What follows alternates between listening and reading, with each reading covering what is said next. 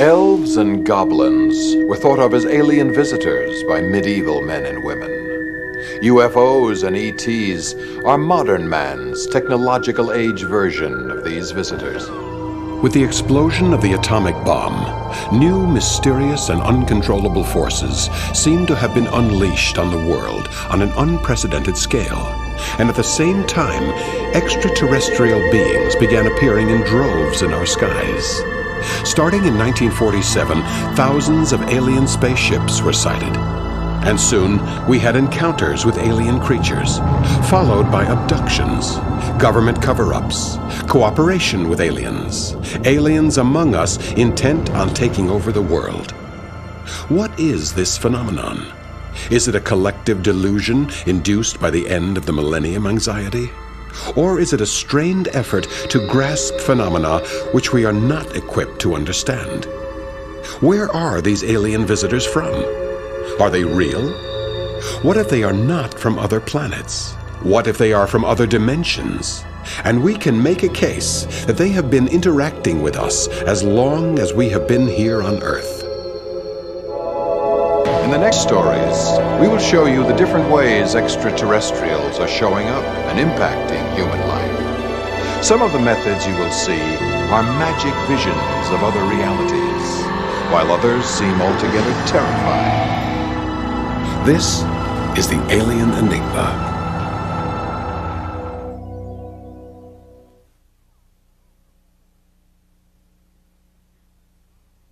Stories of animal mutilations have been some of the most baffling reports emerging in the 60s. Linda Moulton Howe is one of the most respected researchers in this field. She has won an Emmy for her documentary work in this area, and her conclusions are difficult to ignore.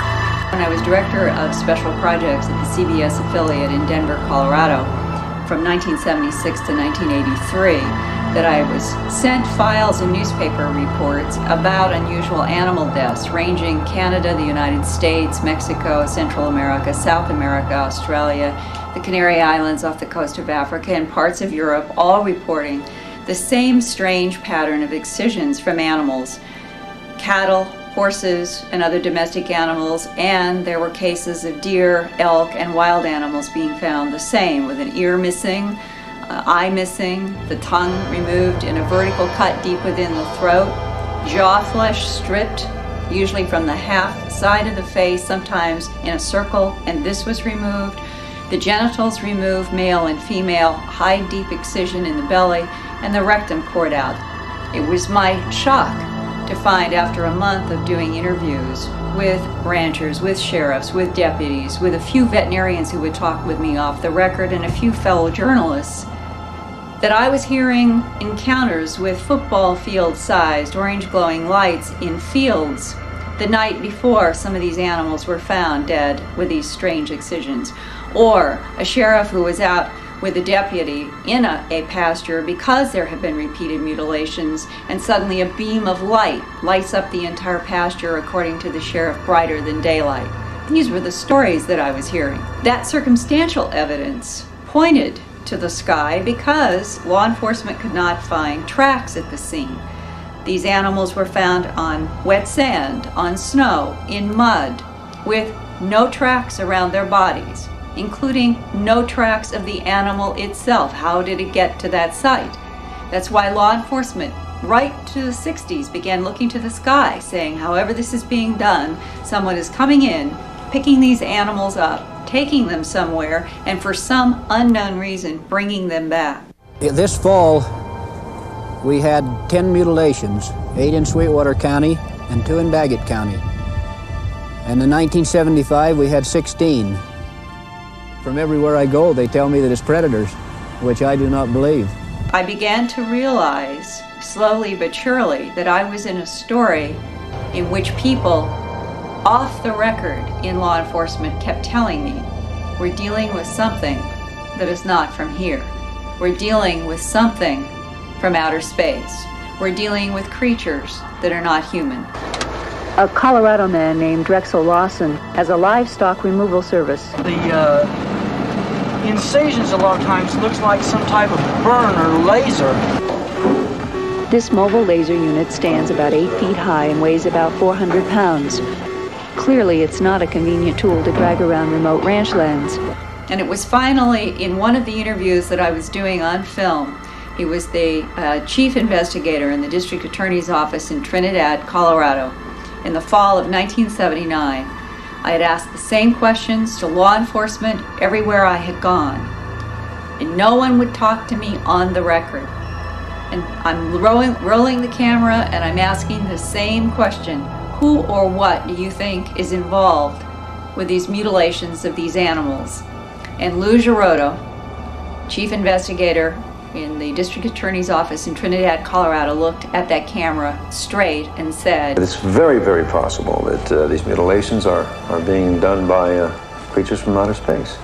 By the early 60s to the mid-60s was the first emergence of what has come to be called missing time, or the human abduction syndrome, and at exactly the same time was the first reportings of unusual animal deaths with the ear, the eye, the tongue, the jaw, the genitals, and the rectum taken. So suddenly I also had a missing time case where a woman of 5 people saw a beam of light, suffered headaches, and 5 years later we finally get to do a hypnosis session in which, when her amnesia breaks, she described seeing a brown and white calf rising in a pale beam of light. I can see an animal being taken up in this. I can see it squirming and trying to get free. And that was, I think, the very first step for me of realizing that I was perhaps in an unprecedented story where fellow human beings were dealing in their pastures, their backyards, with something not terrestrial, being able to interact, pluck animals, take the same patterns of tissue and fluid, and return those animals for unknown reasons. The two phenomena, the human abduction syndrome and the animal mutilations, began at the same time, have paralleled through the last several decades. Together, I think that they are the flip side of the same kind of effort by whatever this intelligence is, and that their goal, perhaps among many goals, is to harvest genetic material from humans and animals. Why? I have no idea.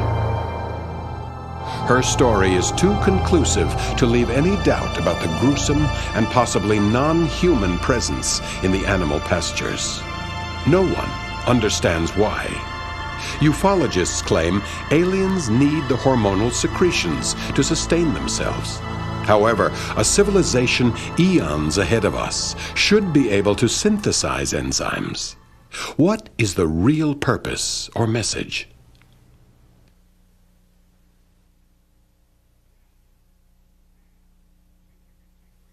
Cases of human mutilation tied to UFOs have also been reported.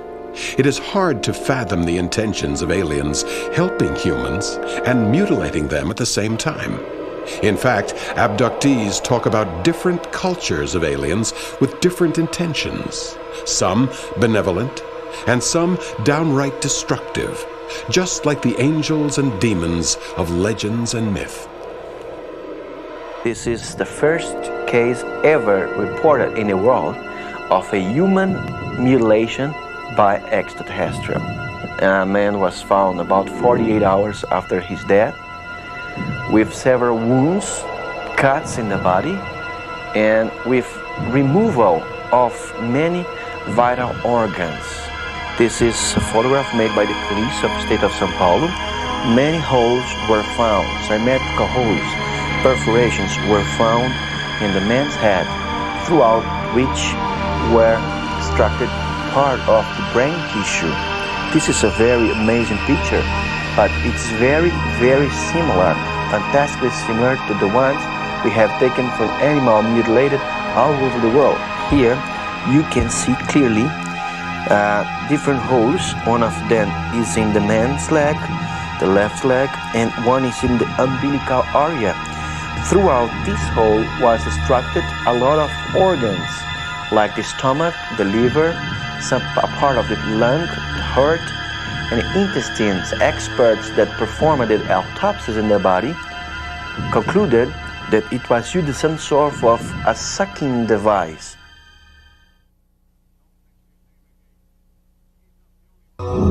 In 1970, the Vietnam War was taking a heavy toll on our nation, with the pretext that the North Vietnamese and the Viet Cong were directing their operations from their sanctuaries across the Vietnam borders. President Nixon expanded the war to neighboring Laos and Cambodia. William English was a U.S. officer stationed in Vietnam during 1970 with the U.S. Army Special Forces. In several interviews with the press, conducted in the late 80s, he recounted an extraordinary incident he lived through. In May 1970, I was assigned to lead a team to Laos to recover a B-52 bomber that had been downed by a UFO. Of course, the Army didn't say anything about UFOs, but we all knew what it was. The last communication with the B-52 had been about a hostile encounter with a craft that was shaped like a blinding bright light. My team traveled by helicopter over Laos, and after a few days we found the B-52 lying in the jungle. When we approached the plane, we saw the most amazing thing. The fuselage and wings were totally intact with no damage whatsoever, including the bay full of unexploded bombs. The area around it and the trees looked like they were not touched by the crash. We found the bodies of the pilots strapped in their seat, with their bodies cored out in the same manner as the cattle being found all over the world at the time. There was not a drop of blood in their bodies. My team recovered all the documents on board, we photographed the bodies, the plane, and the site around the crash, and exploded the bombs. On the way out of the jungle, we were ambushed by the Viet Cong. My buddies all died. I was wounded, but I escaped capture. I wandered through the jungle for days until a reconnaissance group found me. As soon as I got back, the Army took the photos, which were classified top secret, and disappeared instantly. I was never able to get my hands on them again. And later, when I went looking for the records, there wasn't anything anywhere about the B-52. The Air Force has no records of the B-52 lost in Laos in 1970, nor of William English's service record. English claims it is part of a government cover-up. He also reports that since he went public with the story, several attempts have been made on his life. Is this a bizarre, paranoid fantasy? Or another example of disconcerting sorcery from the skies and standard government denial?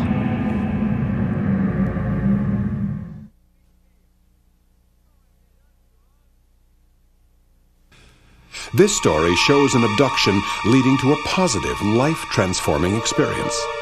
In this case, the aliens appear to have a constructive purpose and to have achieved it. Im Winter 1991 reiste ich mit ein paar Freunden durch Florida. I was visiting Florida in the winter of 1991, and I decided to meet with some friends in Everglades City. I left Miami in the rain. It was an overcast day with heavy storm clouds, but it didn't bother me. I visited an Indian village, and when I was ready to take off, I noticed an unusual cloud formation moving in the vortex like a hurricane or a tornado. And then I saw this glow, this light coming out of the clouds. It was beautiful and strange. I drove on and soon forgot about it. I decided to take a ride on the sawgrass. The sky had cleared suddenly. I saw this bright light again crossing the sky. I had this eerie feeling that it was following me.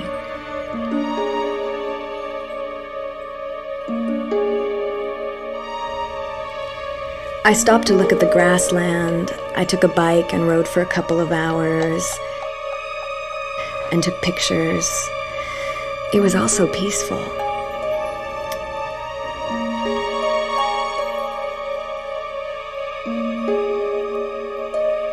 Suddenly, I felt my limbs becoming heavy. Every step was getting heavier. I saw the light again, and this time right on top of me. and I was blinded. And the next thing that I remember, I'm in my car and driving on the road. How could I have blanked out and not remember how I got back to the car? It was at least a quarter of a mile from where I was to the parking lot. I looked at my watch, and a half hour had passed. I felt lost, disconnected. When I returned to Zurich, the physical problems began. I felt nauseous. I started seeing lights, like fireworks, in my field of vision. They came and went. Then I started hearing buzzing sounds. One morning I woke up with a nosebleed. I never had a nosebleed before. I was a biology student at the university, but I stopped going to classes. I was feeling strange and disconnected. My parents were worried, but I didn't tell them anything. One day, I had this urge to go to the zoo.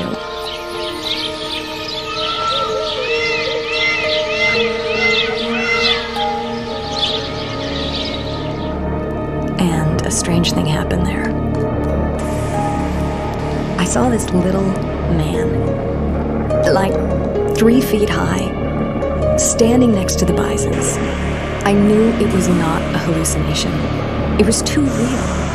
And this got me really scared. I knew then I had to see a psychiatrist. Dr. Weller was friendly. We talked, and then she put me through a hypnotic regression. Einen silbernen Streifen, weil vom Boden kommt? I see a thread, a silver thread stretching from the ground, disappearing in the sky. And now I'm in it, lifting from the ground. I'm flying. I'm suspended in this tunnel. It's an endless corridor with the sound of 1,000 buzzing bees. I feel myself vibrating. I feel my cells are vibrating. And now I'm in this huge cavern. Everything seems to float. I can't move. These creatures, they're talking to me. They're flooding my mind telepathically. And they're telling me I have to wake up and pay attention to my life. In Jungian psychology, the thread represents the umbilical cord. It is a symbolic connection with some higher state. In this sense, it also brings nourishment and life. What Hannah seems to express is a spiritual message about the loss of connection with her true self. Then they take me in this other room, and it's a replica of the cypress swamp I was traveling through before, except now it's dying and it's lifeless. And I start sobbing and I can't control my tears. They tell me the earth is sensitive like any being.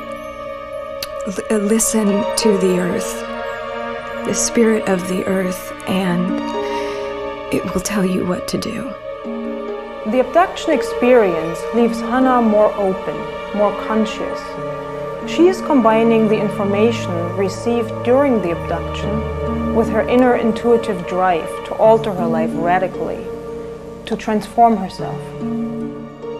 I feel happy. I feel connected. I can't tell what the experience was about, and I don't know where these beings are from or what they're made of. They told me that what we see is just the form they take when they enter our dimension. Why me? I don't know. But I understand things differently now. I've left the university temporarily, and I'm working. I'm involved in a project that educates people about the environment, and I feel fulfilled for the first time in my life. Whether she had this experience in our three-dimensional reality, or in a parallel reality, or as a subconscious projection, the truth is that this young girl's life has been radically changed. The origin of the experience remains an unsolved mystery.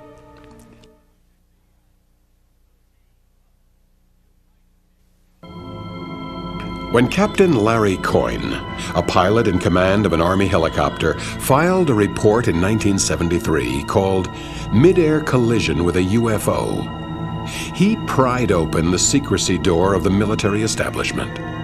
The report was released under the Freedom of Information Act in the 80s. I, Larry Cohn, was the pilot in command. The flight crew assigned was Captain First Lieutenant Arrigo Jezzi, co-pilot, Sergeant Robert Yanisek, crew chief, Sergeant John Healy, flight medic.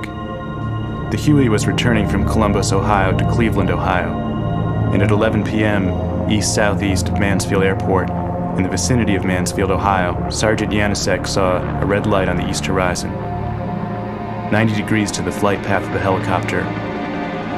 Approximately 30 seconds later, Sergeant Yanisek yelled that the object was converging on the helicopter at the same altitude, at an airspeed in excess of 600 knots, and on a mid-air collision heading.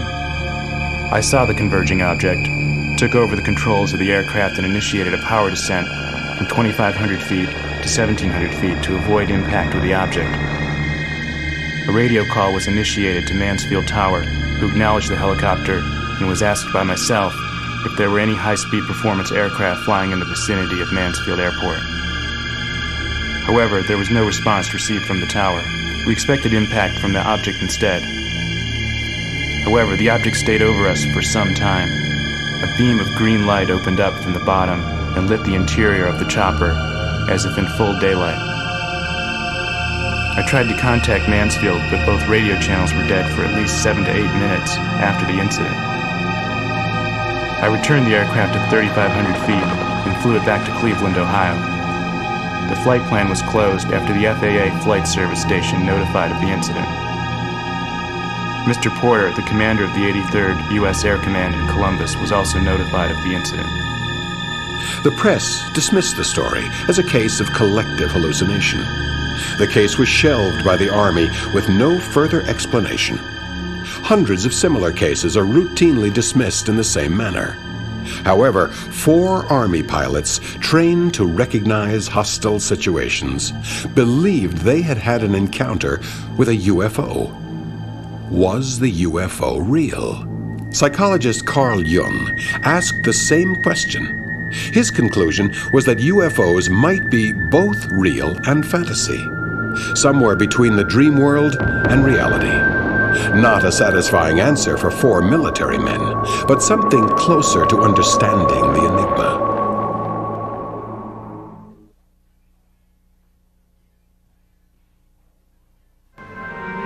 Linda Moulton Howe has reported on mysterious black helicopters being sighted in the animal pastures. Black or unmarked helicopters have also been reported in Vietnam, although combat situations can be confusing. This story, as related by researchers Fawcett and Greenwood, points to combat situations with the appearance of crafts not from this world. In July 1968, Newsweek reported that American troops were spotting dozens of unidentified helicopters flying south of the DMZ. According to a Newsweek reporter present at the scene the night of June 15th at the headquarters in Dong Ha, an Army captain received a radio communication about a dozen supposed helicopters flying over the DMZ. Air Force jets were dispatched to the area, and according to a Navy pilot, 1 aircraft was shot down. A reconnaissance plane was flown over the area, but found no trace whatsoever of the wreckage. The only trace was a burned hole in the ground. This is similar to several other cases in which a burned spot or a circular imprint is found after an alleged UFO sighting. The South Vietnamese government reported that at the same time, a U.S. Navy ship had been mysteriously sunk, blaming the U.S. Navy plane for the incident. Although accidents of this kind are common in wartime, both the Army and the Navy issued statements pointing to a baffling and unidentified enemy. General George Brown, Air Force Chief of Staff, made the following statement in 1973. They were not called UFOs. They were called enemy helicopters, and they were seen up around the DMZ in the summer of 1968. This caused some shooting there, and there was no enemy at all involved.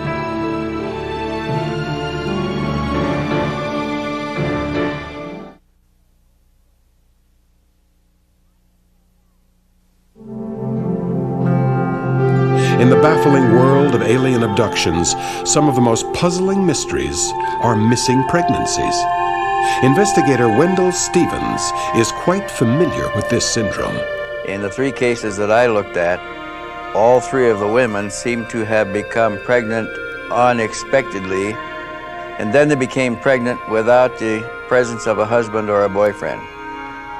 In both cases, they had dreams of being abducted aboard a spacecraft and being artificially impregnated.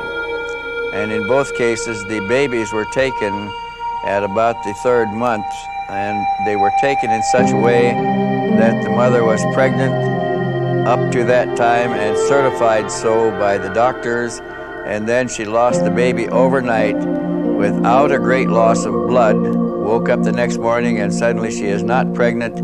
She goes back to the doctor, and the doctor says, we don't know what happened to the fetus. We don't know whether it's an experiment in manipulating genetics, in cross-hybridizing species, or what. On the night of June 30th, 1983, in a small town near Indianapolis, Indiana, Kathy Davis saw a light sweeping the lawn in front of her house. In the morning, she found an 8-foot-wide circle burnt in the grass. After developing a series of physical and mental problems, she underwent regressive hypnosis conducted by New York researcher Bud Hopkins. She discovered that she had been abducted regularly and frequently since childhood. I'm pretty sure it was September 23rd, 1993.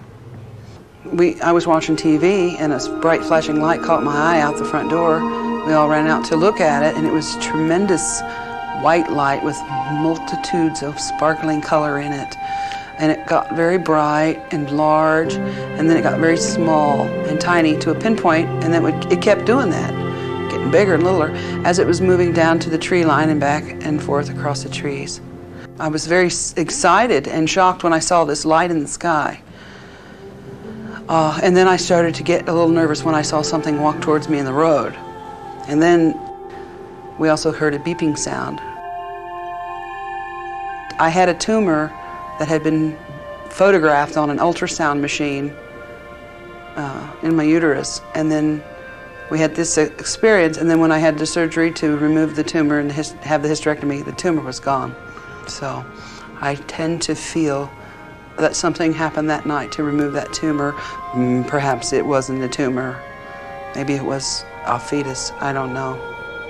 Kathy Davis claims that during an abduction in 1983, she was shown a child which was the product of her earlier impregnation in the 70s. This child was a cross between a human and a humanoid, and in her words, looked like an angel. I had a missing pregnancy that has left a lot of unanswered questions in my life. I've had some memories of that pregnancy, that child who was a girl.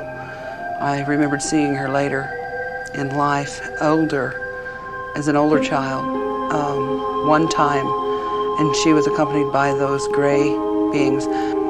I've had many experiences with some life form other than human in my life since I was 5, all the way up until just recently. Most of the time, these beings that I have seen, had the experiences with, are about 4 feet tall, 4.5 feet tall, kind of grayish looking, large heads, really black eyes that kind of look through you rather than just looking at you. When I was younger, growing up, I had medical examinations, I guess for lack of a better way to put them, where samples of my tissue and hair and skin and nails and saliva were removed. And painful, alarming gynecological exams were performed on me. And I was never told why. I was never given any explanation as to why they were doing this to me. I don't think they intentionally wanted to hurt me, because there were a lot of times when I would feel pain, they would take the pain away. I don't know why they've been abducting me, other than perhaps because they took my mother at some point before I was born, and they're following genetic lines. I don't even know if they come from a planet. I've seen things that make me feel almost as if it's an interdimensional or a time thing. But then I've seen things that also make me feel like some of it might be extraterrestrial. And I've also seen things, you know, I've also heard things from other people too that make me feel as if they may even already be here living amongst us and we don't even know it yet. Kathy Davis's story was told in Bud Hopkins' best-selling book called Intruders. She has undergone a definite traumatic experience, which almost shattered her life. She sounds believable, and yet the aliens don't. If aliens are so technologically advanced, why do their medical techniques resemble 19th century procedures? If it doesn't come from Nebraska or Leeds, England, or Milano or something, if it's not human, in other words, it is other. And to try to predict what other would do, or what other has as its capabilities, is just, to me, totally futile. I've had experiences with many different types of alien creatures, going all the way back to my childhood. One of the main ones I've encountered is what I call a chalky-colored creature. It's about 4 to 5 feet tall. It doesn't have any hair. It has huge black eyes, no pupils, no whites, no ears, no hair. All of the creatures look alike. I can't tell whether each one is a male or a female. They all look identical. These creatures have taken me aboard the craft. The method they use to get me aboard their craft is some kind of light, like a beam of light. I find myself in this energy force that looks like a light field, and the next thing I know, I'm aboard their craft. These creatures perform medical experiments on me. They are extracting ova from me. They scrape tissue samples. I've also seen aboard their craft the products of what they're doing with their genetic experimentation. I've seen fetuses suspended in transparent containers.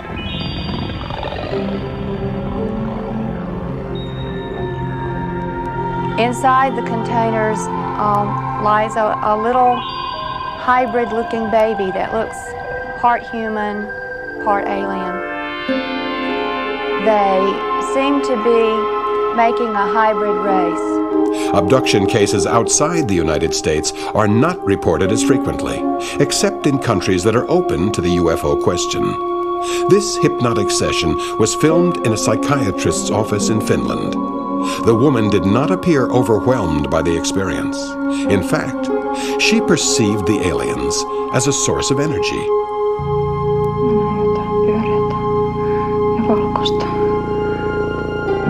Minkä kokoinen se on?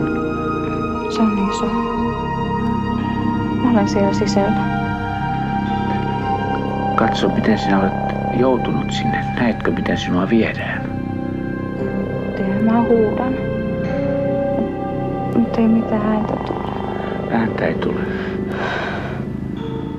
Kuka sinua vie sinne? Niitä on paljon. Ai, niitä on paljon.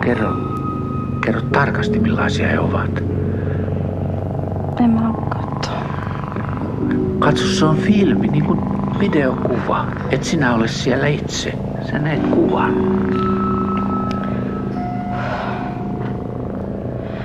Mutta niin sydämestä. Nyt olet suojassa täällä. Se ei ole... Sinä näet sellaisen kuvan vaan siellä. Ja voit kertoa siitä. Enemmän kuin sinä. Ihan oikea. Nyt on paljon niitä pieniä poikia. Minkä näköisiä ovat? Ne sekin ruipeloita. Ne on pitkät kädet. Ne vaan seisoo ja katsoo mua. Minkälainen asu heillä on? Ei niillä ole vaatteita. Ei niillä ole vaatteita. Sillä yhdellä on. Onko se saman kokoinen? Ei, kun se on niistä kaikkein isoin. Onkohan isompi kuin sinä tai minkä kokoinen? Se on mua isompi vähän. Sillä on valkoinen takki. Se asuu siinä. Ne on siinä niin kuin sen takia, että ne pitää kiinni, jos mä liikun. Miten ne tutkii jollain tavalla. Kuka tutkii? Se valkotakkinen. Se laittaa mulle jotain sisään. Laittaa sinulle sisään jotain. Minkälaisessa asennossa sinä olet? Mä oon selälläni. Kerro lisää. Kun se laittaa sitten sen esineen sisään, niin se sanoo mulle, että mulla syntyy poika. Kysy siltä, että kuinka sinut on hedelmöitetty sitä poikaa saamaan. Se on laitettu keinotekoisesti minuun. Se on laitettu keinotekoisesti sinuun. Mutta mistä se solu on alkuaan otettu, kun se ei ole sinusta? Kysy se häneltä. Se on heidän omiaan. Se on heidän omiaan. Ne on puhunut 4 ulottuvuudesta. Että he ovat 4 ulottuvuudesta. Jaha, jostakin sellaisesta, jota me emme tässä pääse tavoittamaan. Joo, se valkotakkinen. Se valkotakkinen. Mm. Se oli mulle vihainen. Mistä hän oli vihainen sinulle? No kun mä puhuin koko ajan. Ja heräsin monta kertaa. Heräsit monta kertaa. Oliko hän sukupuoliyhteydessä sinuun? Ei. Hän katsoi korvia. Hän katsoi korvia vaan. Mm. Ja sanoi, että toinen on operoitu jo. Että mun pitää nukkua, että hän saa sen toisenkin koron operoitua.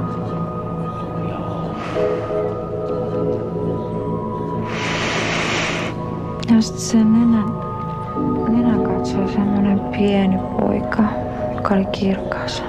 Kirkas? Mm. Siis oliko hänellä sellainen kiiltävä asu?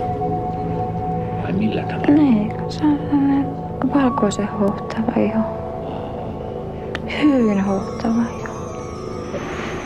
Oliko se ihokin myös tällainen, ettei se ollut vaan se vaate, joka hänessä oli? Ei, hänen pääkin ole ihan valkoinen. Hohtava valkoinen. If these stories spring from the imagination of such diverse women from across the globe, then we are confronted with a syndrome of truly gigantic proportion. But why would these abductees choose to fake traumatic experiences and fabricate stories that subject them to endless ridicule? All these women feel these events are taking place in a realm somewhere between their minds and some other dimension. and the message they leave behind seems to be the need for universal connectedness.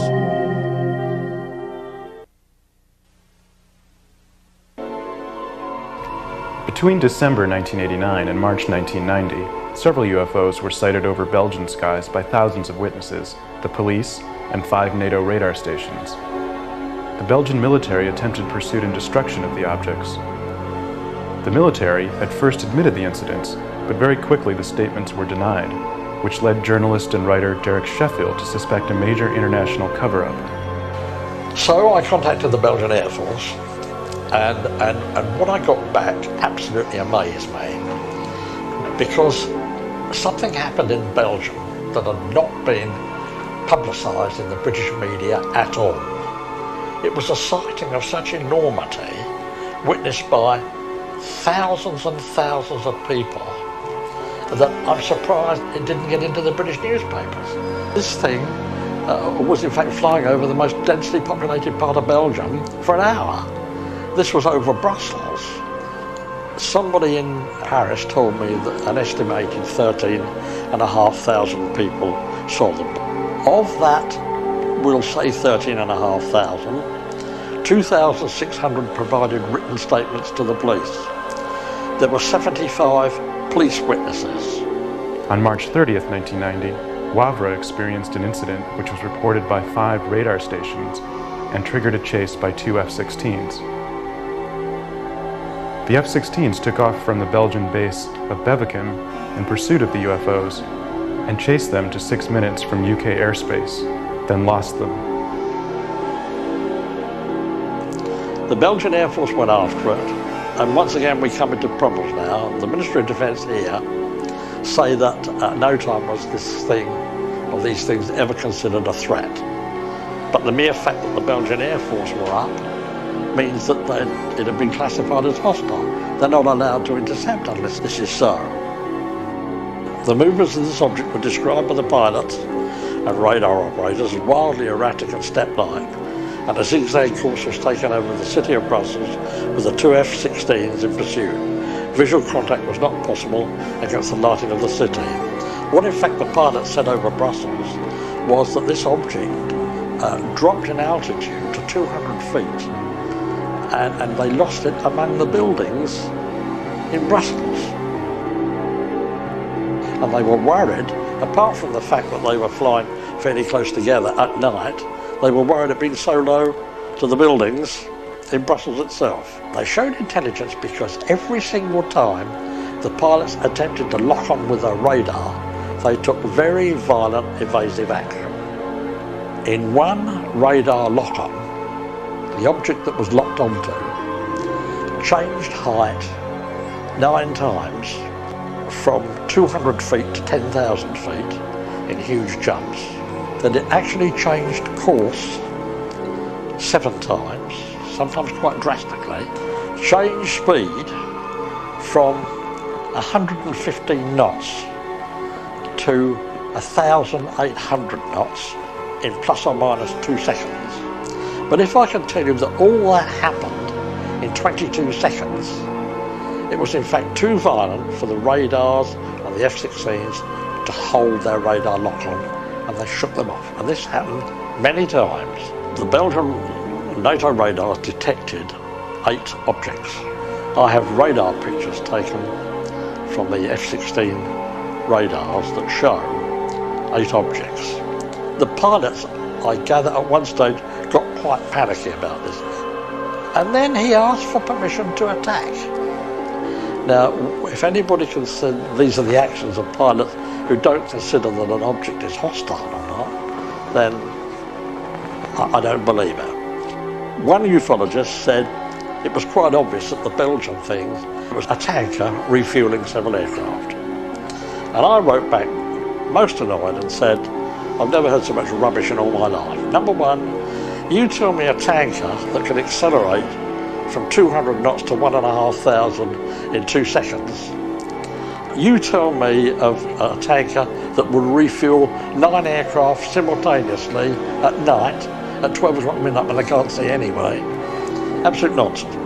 The Belgian Ministry of Defense, Leo Delcroix, and the Air Force Chief of Operations, Alfred de Bauer, admitted the sightings and the confrontation with the UFOs. Apparently, the disclosures made to Sheffield were considered too dangerous, and immediately after, all parties denied any UFO activity.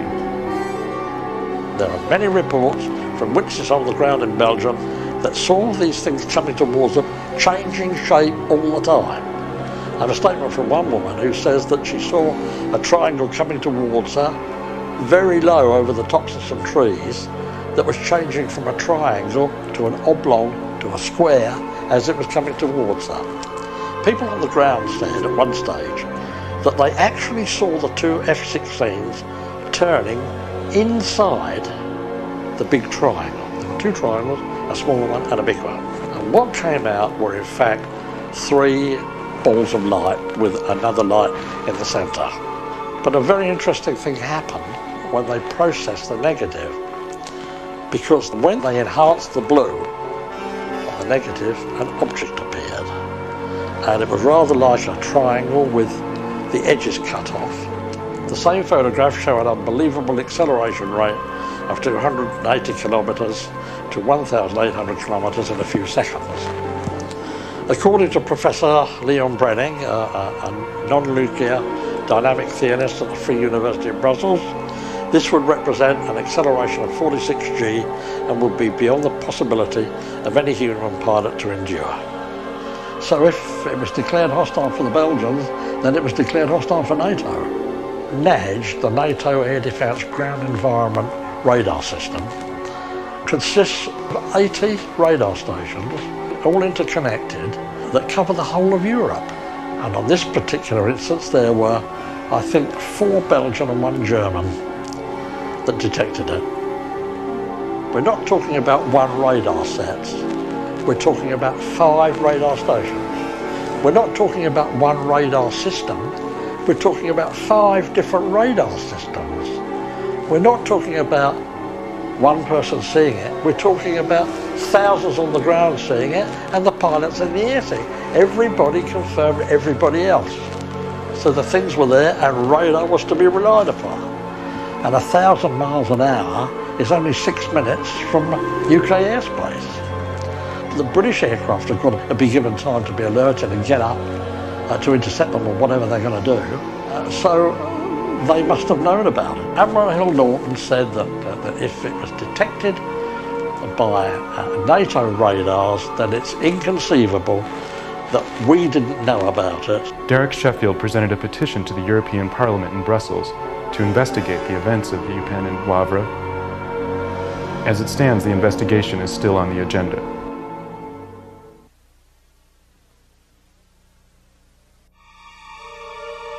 The entities operate with the same disregard for physical laws as the images of our dreams.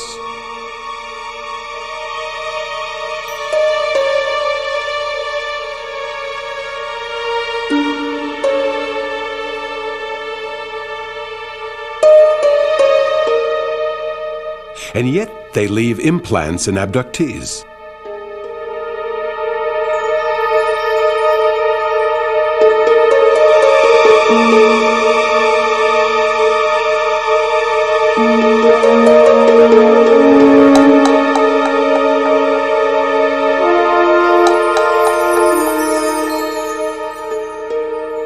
Design elaborate crop circles.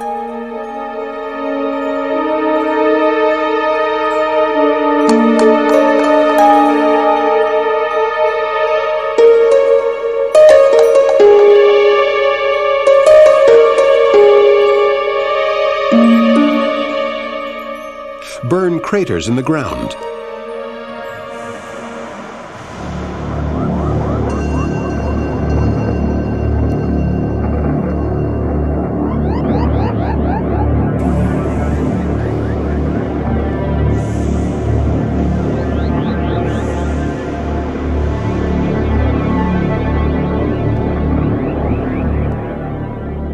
And leave lives shattered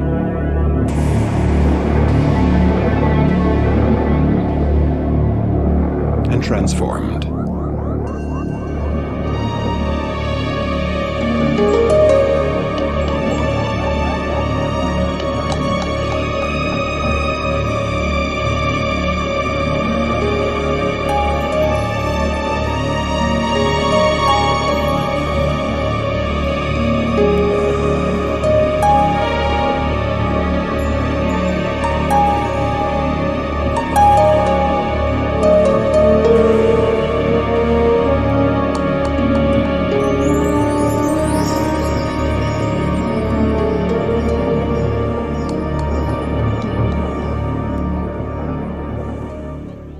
Aliens may not be of this world, but they seem as real as our thoughts, emotions, and dreams.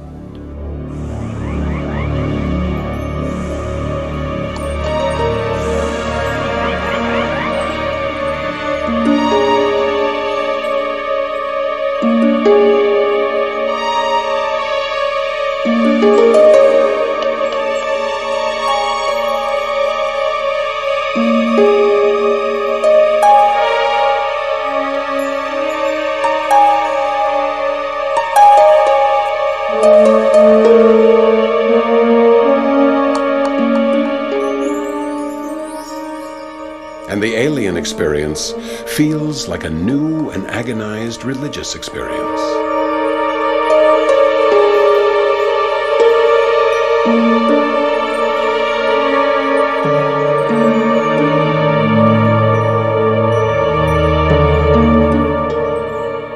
Maybe the beginning of a new understanding of who we truly are.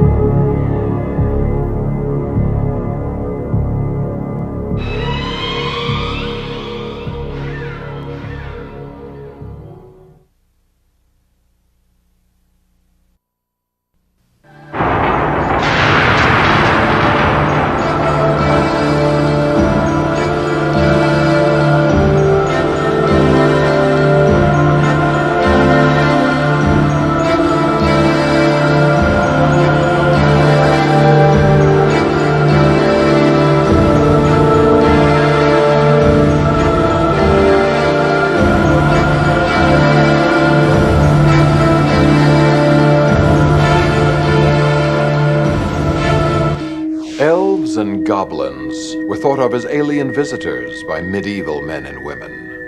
UFOs and ETs are modern man's technological age version of these visitors. With the explosion of the atomic bomb, new mysterious and uncontrollable forces seem to have been unleashed on the world on an unprecedented scale. And at the same time, extraterrestrial beings began appearing in droves in our skies. Starting in 1947, thousands of alien spaceships were sighted. And soon, we had encounters with alien creatures, followed by abductions, government cover-ups, cooperation with aliens, aliens among us intent on taking over the world. What is this phenomenon? Is it a collective delusion induced by the end of the millennium anxiety? Or is it a strained effort to grasp phenomena which we are not equipped to understand? Where are these alien visitors from? Are they real? What if they are not from other planets? What if they are from other dimensions? And we can make a case that they have been interacting with us as long as we have been here on Earth. In the next stories, we will show you the different ways extraterrestrials are showing up and impacting human life. Some of the methods you will see are magic visions of other realities, while others seem altogether terrifying. This is the alien enigma.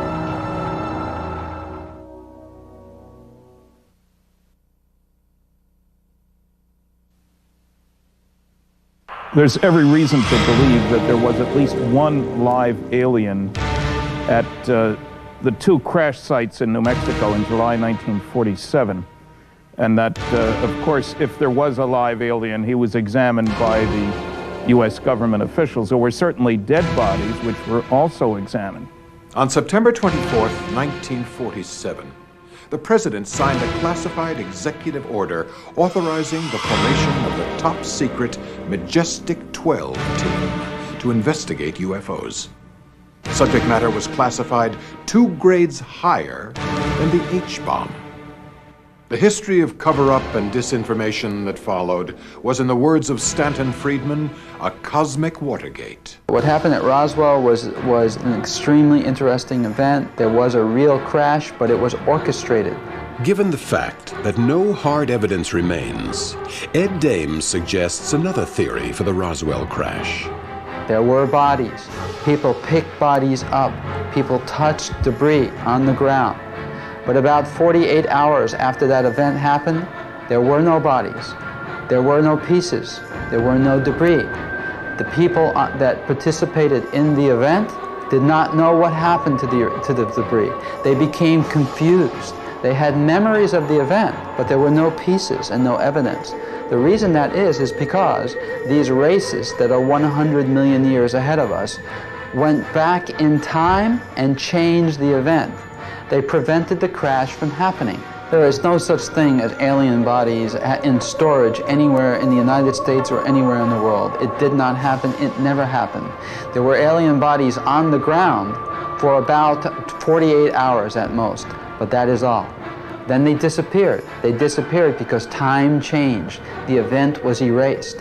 This event you are about to hear, codenamed The Incident, took place on the night of October 7th, 1965, at Edwards Air Force Base in California. Researcher Sam Sherman obtained the military records under the Freedom of Information Act.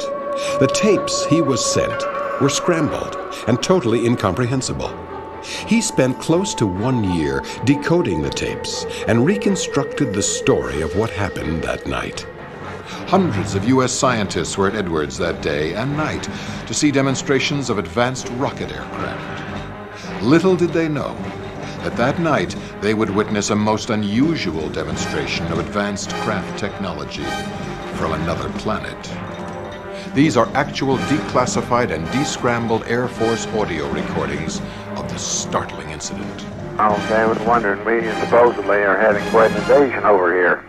We have some confirmed reports of some unidentified flying objects in your area. Okay. Approximately 6 or more from Edwards and climbing slowly. They're red, white, and green flashing lights. I'll go out and watch that bright one again. Okay, sir. There's 3 more of them. Whistle south and dim, almost in a straight line. Almost horizontal. I don't like to get on with my fancy type thing.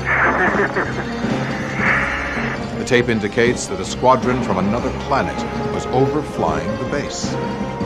An F-106 jet fighter interceptor was launched to chase after the UFOs. Edwards, do you still have any of these U-boats in sight? Yes. Okay, try to pick out one you want us to intercept, and we'll take a 0-1 in on him.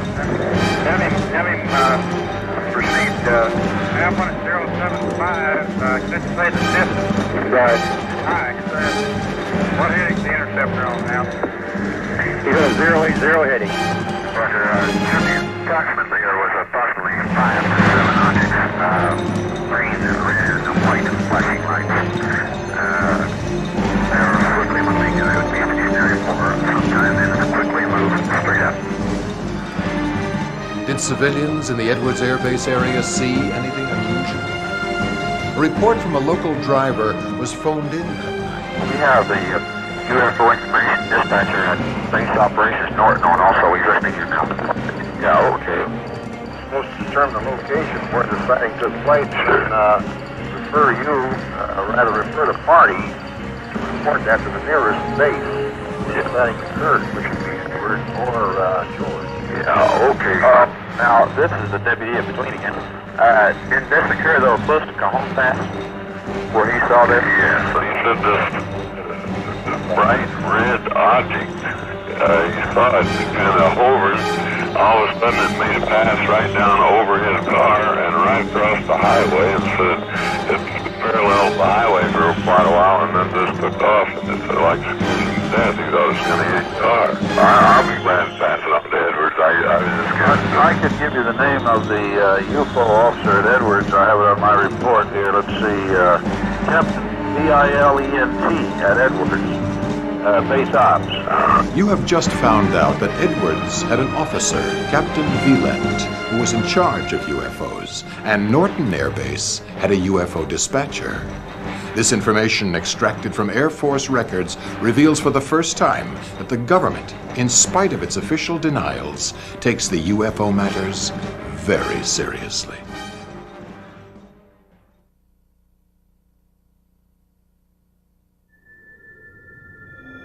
Abductions started in the 70s on a large scale.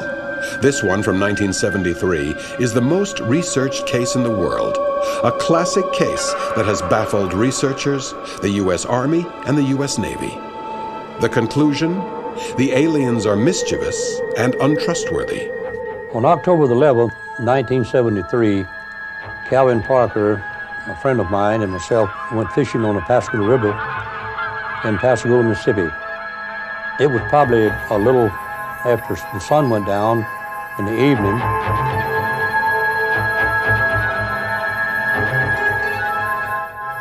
And we were fishing from a pier out into the river.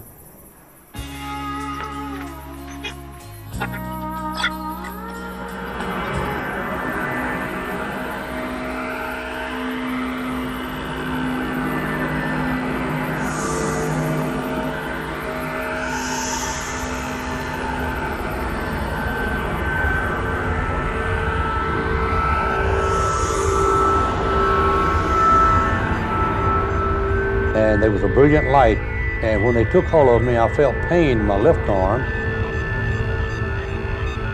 I seemed to rise above the ground to the height they were into the light beam, and they carried me aboard the craft.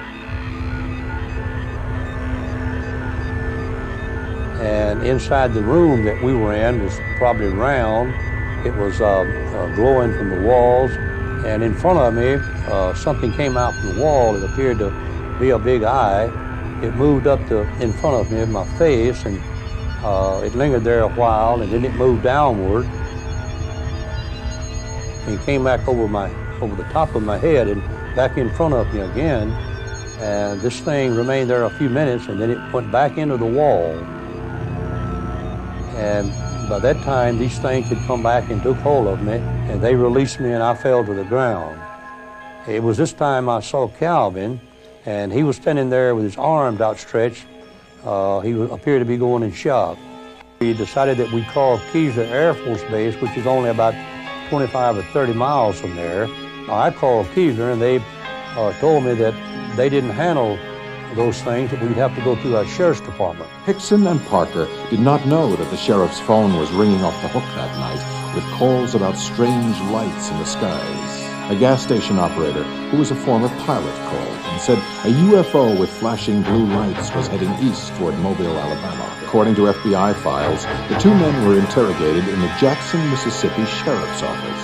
I took a polygraph test, which was positive, that proved I was telling the truth. We took voice stress analyzers, even sodium pentothal. I've done everything that I can think, or they can think of, to prove that I was telling the truth.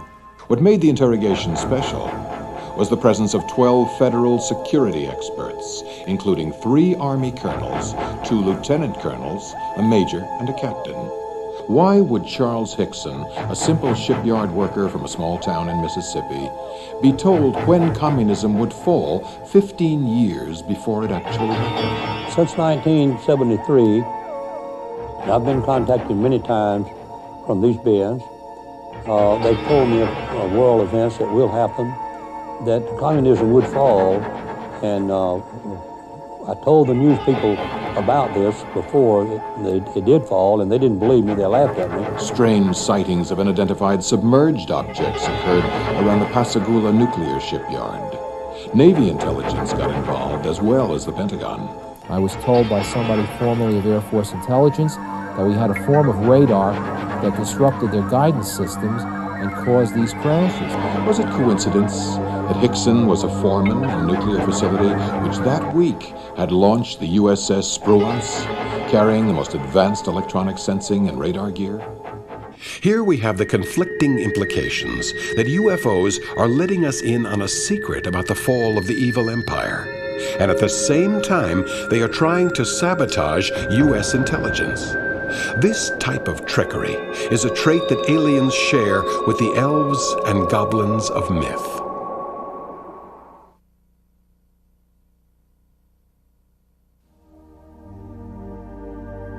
Salyut 6 and Soyuz 9 orbited the Earth together from June to November 1978. On the 17th of June, cosmonauts Vladimir Kovalyonok and Alexander Ivanchenov sighted a UFO. In space, they held the following conversation about what they had seen. An object is approaching us. Our distance from the Earth is starting. Our position coordinates are 93 and 70. The object is moving away from the Earth towards us. The object is moving in the direction of 2030. It's right under our craft. A ball. Almost like a tennis ball. It's growing much larger. Right wide. It is getting closer. It's right before our craft. It is too close. It's going away. This tape was sent by the Soviet Space Ministry to the KGB, and it was held there in secret until after the fall of communism, when the KGB at last opened up its files. In the United States, UFO sightings by NASA remain classified top secret. However, the Russians claim to have recorded a communication from Neil Armstrong to Mission Control after his landing on the moon in 1969. Mission Control calling Apollo 11. Columbia. This is Houston, over. These babies are huge. They're enormous. Oh, God, you wouldn't believe it. I'm telling you, there are other spacecraft out there lined up on the far side of the created edge. They're on the moon watching us. Dr. Ajanja, a physicist and former operative of the Soviet Navy, reports that this conversation was censored by NASA, but had been picked up by the KGB.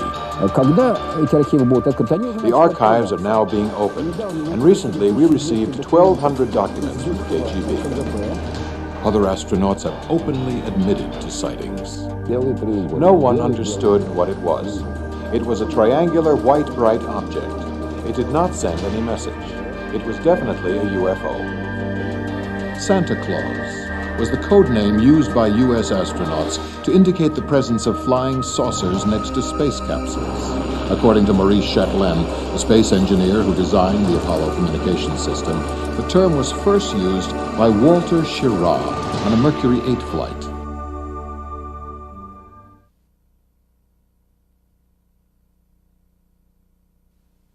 I recently worked with a man whose experiences occurred in the Philippine Islands, another man whose experiences occurred in Israel.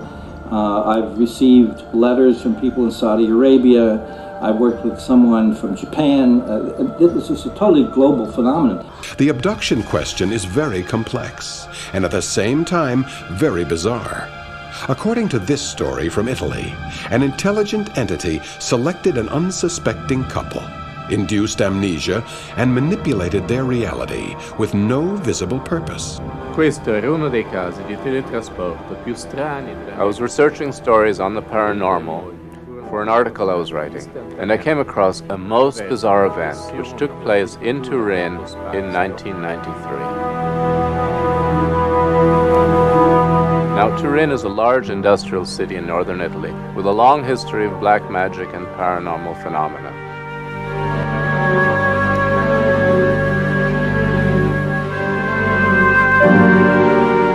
And it was in Turin that I met a doctor and his wife. They told me their story on condition that I do not reveal their true identities, so I will refer to them as Dr. Giorgio Tomasi and to his wife as Ileana. Dr. Tomasi was a doctor at the Mauriziano Hospital, one of the oldest and most prestigious in the city. One Sunday afternoon in September 1993, he and his wife left their home to drive to the wedding of a friend in a town about 20 miles away.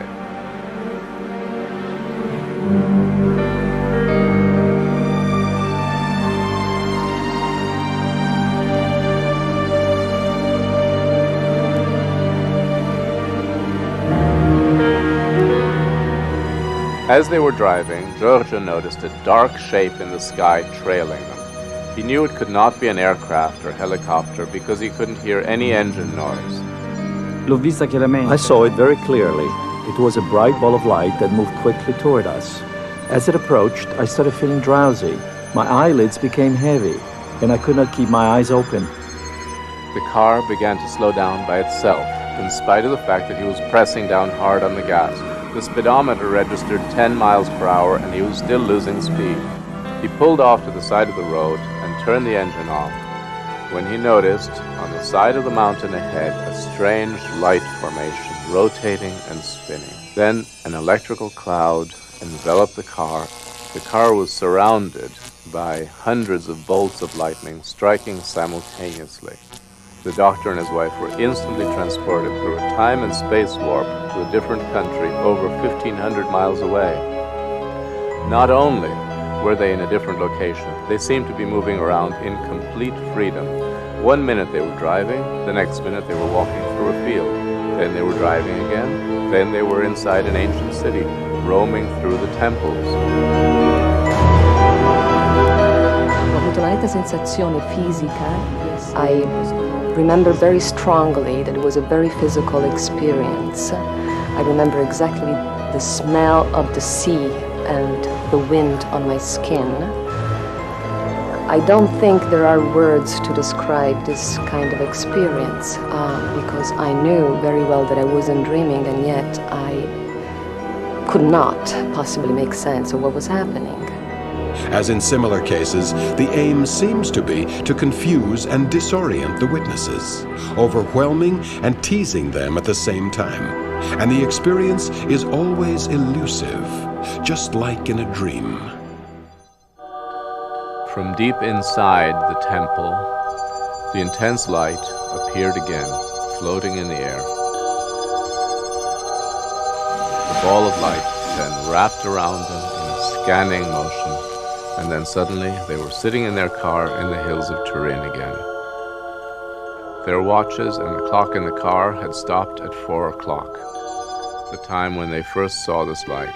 Scared and confused about what they had just experienced, the couple decided to continue on to the wedding. When they arrived at the church, they realized that several hours had passed. Later that night, Dr. Tomasi and his wife paid a visit to a psychiatrist friend who conducted some tests. Dr. Tomasi and la signora sono passati presso il mio studio. Dr. Tomasi and his wife came to see me within the first 3 hours of the incident. I can verify that their cortisone level was around 60 micrograms per milliliter, which is 4 times the normal level. This indicates an unusually high stress situation. The next day, the doctor returned to the spot where he pulled off the road and took some samples of the earth where the electrical activity had occurred. The earth sample I have analyzed indicated that the area was exposed to temperatures of 1100 degrees Fahrenheit. The grass samples showed a substantial breakdown of the chlorophyll molecules with no residue of radiation. I absolutely believe that it really happened, and it was a real event. How real was the experience? We can only speculate that whatever this alien mind might be, it will have a hard time getting through our walls of fears and superstitions, and might have to play symbolic games in order to get its message across, as if it were dealing with a child. The idea of the stream of time flowing from the past through the present into the future is actually an artifact of our consciousness. It's not really the way the universe is constructed.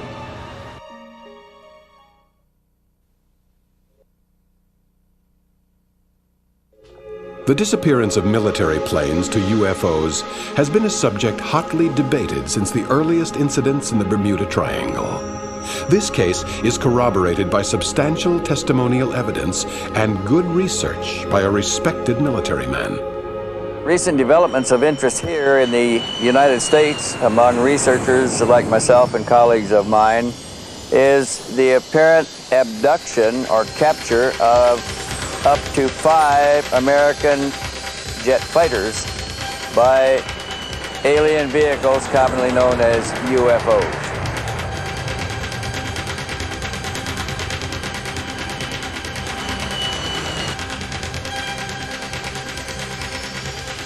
These captures began in September of 1988 when we lost the first fighter jet, Navy fighter jet, to action by a UFO.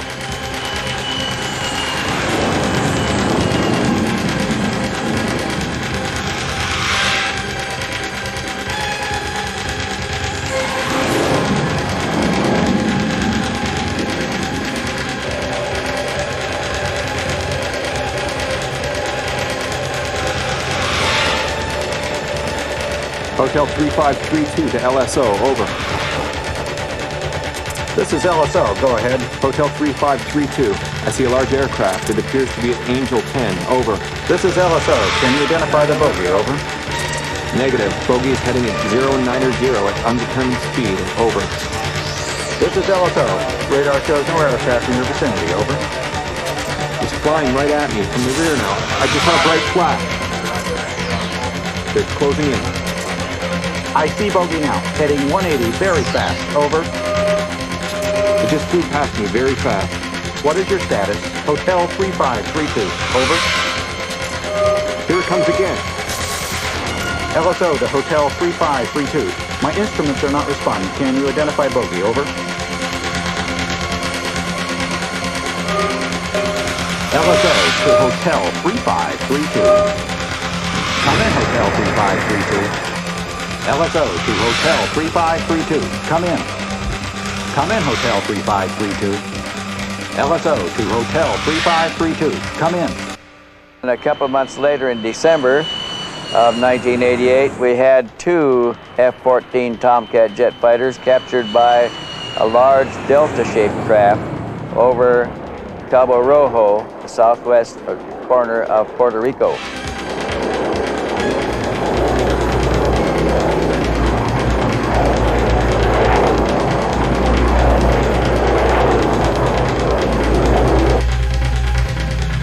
No traces were ever found of either the planes or the pilots. Colonel Stevens was told by the Navy that the F-14s were lost at sea. In reply to a request from a member of Congress, Rear Admiral David Rogers, Deputy Assistant Chief of Air Warfare, stated that there were no mysterious incidents involving U.S. Navy aircraft during that time frame. And yet several witnesses around Cabo Rojo noticed search helicopters over the waters the day after the incident. When a military security is penetrated to that degree, as easily as UFOs and ETs penetrated it, the government is not going to tell a foreign power that this had happened. I always warn people never to believe anything they say about this subject. One is the aliens themselves and the other is the United States government, because both lie and have lied and deceived. So don't believe the aliens, don't believe the Air Force. Jorge Martin, a UFO researcher who has investigated the case, interviewed several witnesses. Hubo una rara explosión en Laguna Cabo en 87. There was a very strange explosion in Laguna Cabo Rojo in 87. After that, I started seeing a lot of UFOs. I hear from people that there is an alien base near Laguna, but I do not know. All I know is that on March 17th, 91, I saw a UFO floating over the electrical station. It seemed to draw power from it. More than 100 people saw this. Then we had a major blackout and the generators were completely ruined. On December 28, 1988, I saw this enormous triangular shape. I ran to get my binoculars, and then I noticed two F-14s. They tried to intercept it, and then I don't know what happened. If the jets entered the UFOs by the rear or the side, they never came out. Then the whole thing was gone. Martin later received a communication from a U.S. Navy source saying that the incidents were seen on radar and immediately classified top secret. Physicists, as well as abductees, talk about the existence of multiple and parallel realities.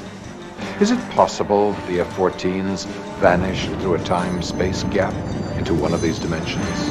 They seem to travel in an other way entirely, possibly something like transmitting from one point to another, where distance is not a factor in the equation.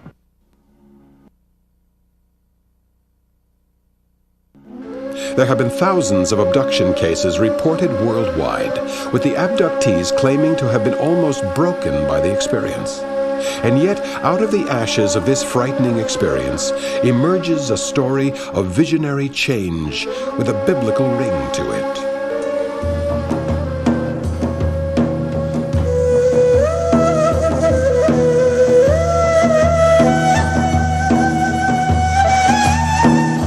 İsmim Sedat Vural, fizik profesörüyüm. My name is Sedat Vural. I'm a physicist, and this story was told to me in great detail by a friend of mine who's a professor of psychology at the University of Istanbul. This colleague of mine, whose reputation is impeccable, has not gone public with this bizarre story for fear of ridicule in his conservative academic community. So we will refer to him as Professor Önder. Professor Önder was visited in 1985 by a young man, Arun Özbek, whom he had known for many years since they were both from the same small town in eastern Anatolia. Arun had recently moved to Istanbul, where he had got a job as a guard in Topkapı Palace. Arun considered this to be an important career move, since Topkapı Palace is one of the most important museums in the world.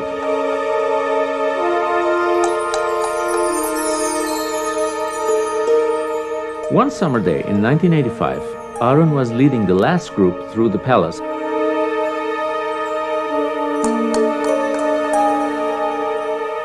As he was preparing to close the section, he heard a strange buzzing sound coming from inside the quarters.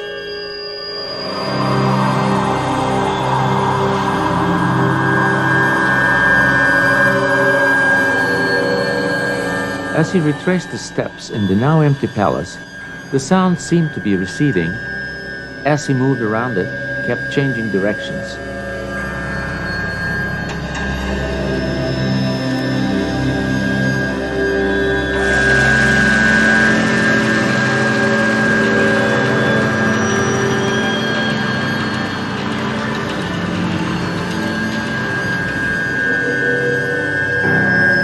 He quickly lost track of time in his chase.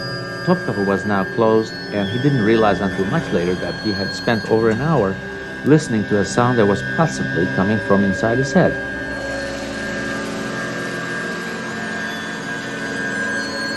As the buzzing sound intensified and became high-pitched, he lost consciousness. His earliest recollection was of waking up on the roadside on the outskirts of town.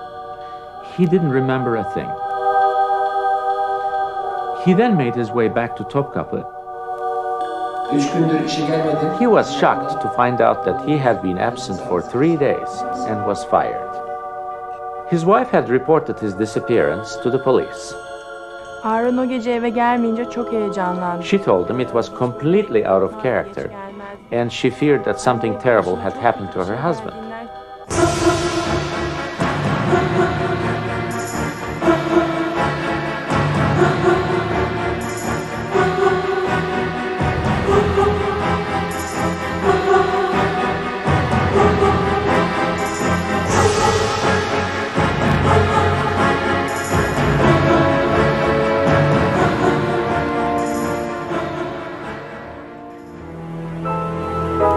Finally went to see Professor Önder.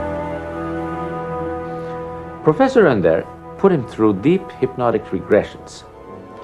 I've read Professor Önder's transcripts of the sessions, and they show a person under tremendous stress.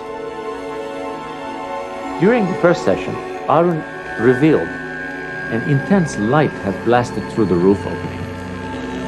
He was totally blinded. He started talking about being pulled through the roof over the palace and of floating over Istanbul.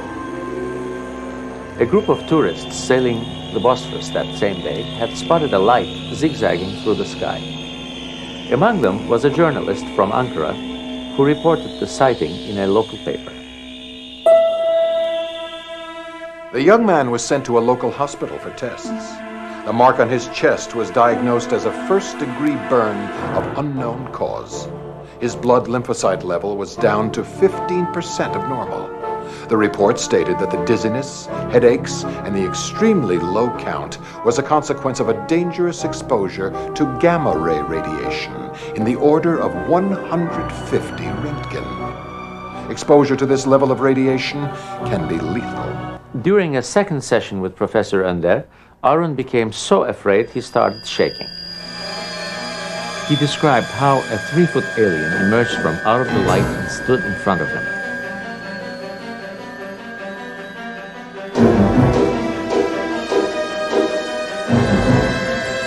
The alien touched him and he lost consciousness. Harun left town and family and disappeared.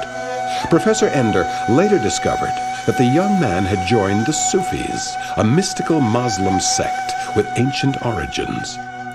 Whitley Strieber, author of Communion, says the aliens refer to Earth as a school of souls. Was the alien experience the trauma that initiated a religious conversion?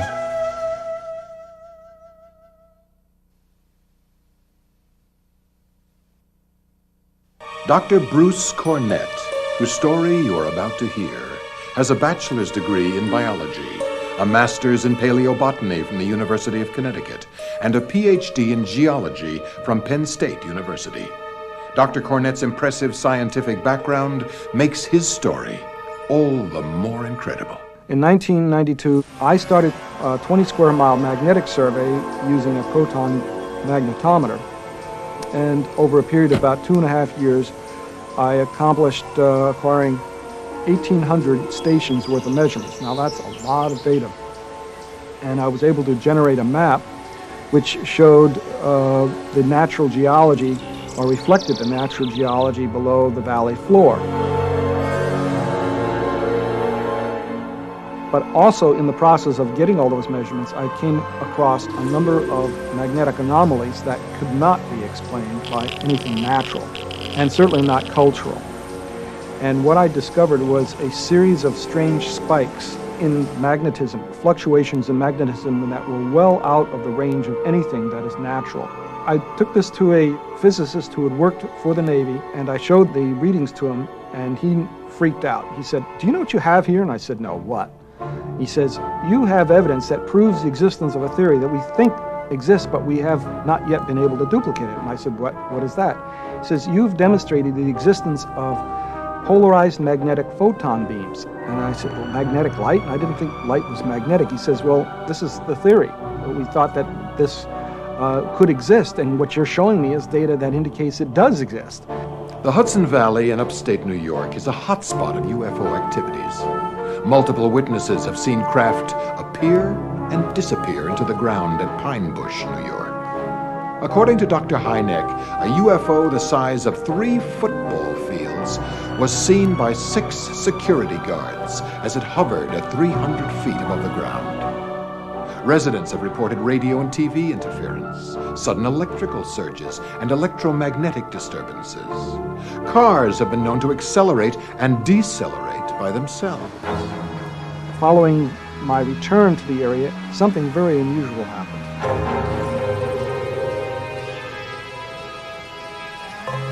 In this particular site, as I had taken 2 measurements, and on the 3rd measurement, when I pushed the button, I heard this crack, gunshot going off. I felt a sting in my chest. I took off my equipment and I lifted up my shirt and I found this very large brown bruise on my chest about the size of a quarter. When I got in my car and started coming back home, this brilliant light was waiting for me. And this thing, whatever it was, paces me all the way home. And I tried to catch up to it. It matches my speed. So I slow back down to the speed limit, and it slows back down. I don't know of anything other than a helicopter that can do that. All of a sudden, this cluster of lights unfolded a pair of wings. These huge wings came out, small lights projected out onto the wings, and then I heard a sound of jet engines come on. It rotated, turned into the flight path towards Stewart Airport, which is about 10 miles away. It was a perfect shape of a Boeing 707, but even though it sounded like a jet as it went over it, it had no engine pods on its wings. This pattern continued regularly. Every time I would go out into the field, the craft would come out and do performances for me. Were they coming out just to greet me and say hi? Well, I quickly discovered that there was much more complex than that. They were trying to educate me and broaden my understanding of their technology and their capabilities. In one particular case, when this happened, I was with a friend. He was a reporter for New York Times who had come up and seen this stuff enough times that he was convinced of its non-earthly or non-human nature. As we entered the area, the UFO hotspot area, here comes this brilliant white light, plasma light with a red light behind it. And I said, "Okay, Fred, watch what he's going to do."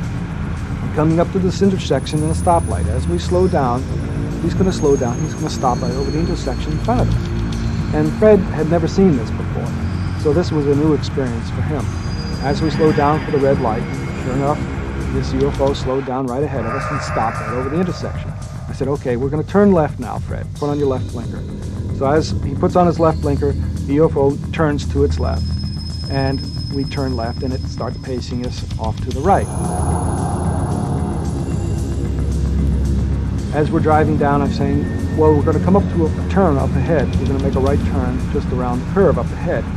The UFO speeds ahead, waits for us at the turn so that when we get to the turn, he's waiting there for us. Now, how did he know? Unless he could read my thoughts. Experiments with microwaves point to the possibility that areas of the brain can be stimulated from a distance. Slow pulsed microwaves can create memory lapse. Controlled memory could possibly work the same way. I've had a number of x-rays done, skull x-rays, and also CAT scan done. When you look at the side x-ray, you find out that there are some interesting spaces or areas in my skull that lack bone in the precise location that abductees have described having implants placed within their skulls. One is directly below the ear, right below the auditory canal, and through the mastoid bone. You can also see very faintly an artificial object just in front of the pituitary gland, in front of the brain. If you take a look at this brain, there are two places within it where this implant might be located, which would give me the image that I am seeing. One is directly in front of the pituitary gland here, marked in red.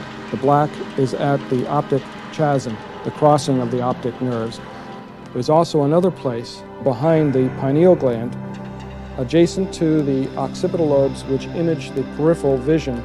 What I see when I move my eyes from left to right is a pair of bright circles. These are not flashing lights. These look more like what I would classify as panther eyes, staring me back in the blackness of my mind. Am I seeing what was supposedly put into my head to image what I was seeing and transmit it to some remote viewing apparatus? In this bizarre story, UFOs are behaving both as physical and psychic events. Once the line of communication is set up, the aliens, who have become personal guides, convey complex messages to Dr. Cornett, designed to enlighten and help humans.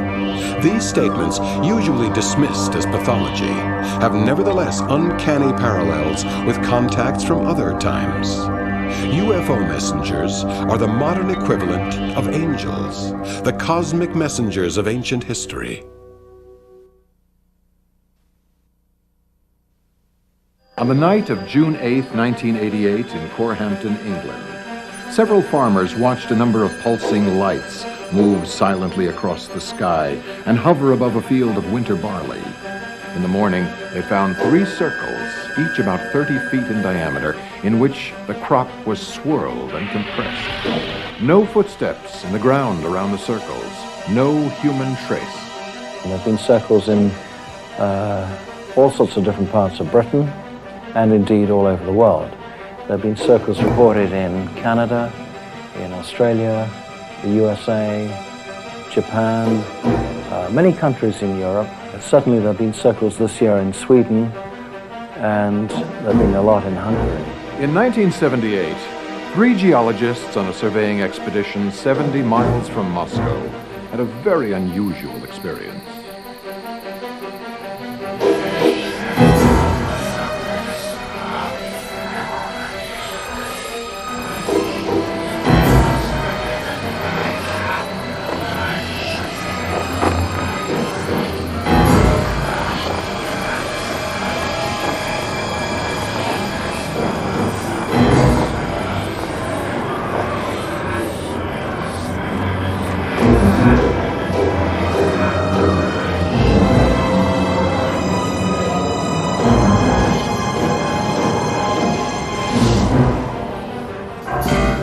The language they recorded was unidentifiable, foreign, not a known language. When the incident concluded, they noticed that their clocks were turned back several hours. But the experience had seemed to last no more than a minute. In the morning, they found a large, perfectly shaped hole a few hundred feet from the tent.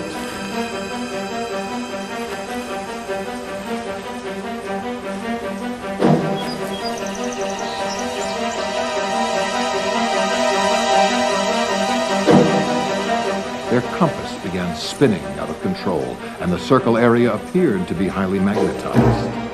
5 years ago, I was walking with my dog along one of our cornfields. It was a wonderful summer day in June. The sun was high. It was very, very quiet. And then suddenly we heard this incredibly loud blast. Well, of course, my dog jumped around and started behaving very nervously. And we went towards the area where the bang had come from, and I saw the most extraordinary sight. The crop was bending frantically, really, in a clockwise direction, and it was spiraling around and making crackling and electrical noises, and also there were some blue flashes coming from the cornfield. Well, of course, I was riveted, and I watched fascinated as a circle formed in front of my eyes out of the vortex. And then everything suddenly fell silent. What is the energy that performed such feats? Did the events take place in the physical world? And if they took place in the mind of the witness, what was the source of the energy that caused it? From 1988 through until 1991, there was a great development in the circles in England, and we got many extraordinary and articulate shapes. The pictogram discovered in Bradbury, England on July 17, 1991 is a complex geometrical shape with mystical and alchemical meaning related to the Kabbalah. In 1991 in Cambridgeshire, this heart-shaped circle was discovered by researchers. The shape is also one of the most complex mathematical symbols called the Mandelbrot set.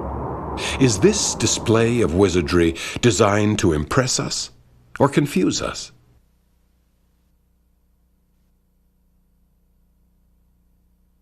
There is a need for the world to be awakened, to be educated, to take a new view of how we should behave and where we fit in the universe.